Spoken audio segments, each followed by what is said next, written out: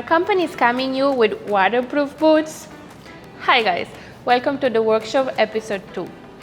Now let's talk about waterproof boots. Do you think you're getting scammed? We have the answers. The short answer is no, the long answer is also no, but physics is involved. Let's start with the big myth. Some riders think that waterproof boot means that you can walk through a flooded street for hours and nothing will happen. Now, motorcycle gear companies are good, but they're not wizards. So how do waterproof boots actually work? To make something 100% waterproof, you would need a completely sealed barrier between the water and your skin.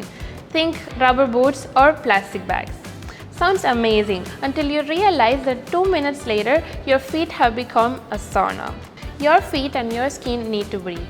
When water can't escape, that stays trapped in, and that's the problem with fully sealed plastic footwear. Now, here's the clever trick that boot makers usually use. Most modern motorcycle boots use a waterproof breathable membrane hidden inside the boot. This special membrane has microscopic pores that are too small for water to enter but big enough to let sweat vapor escape.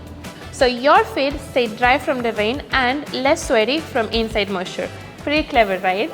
But then you might wonder, why are my waterproof boots still getting wet? There are 3 usual suspects. Number 1, water entering from the top straight into your boot. Number 2, membrane fatigue or damage. And number 3, prolonged saturation. So you might wonder again, how to keep your feet dry when you're riding. We can't promise miracles, but these certainly help a lot.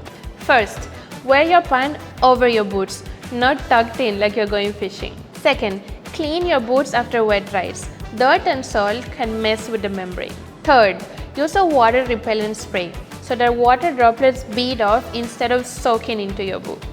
Fourth and final, dry them properly.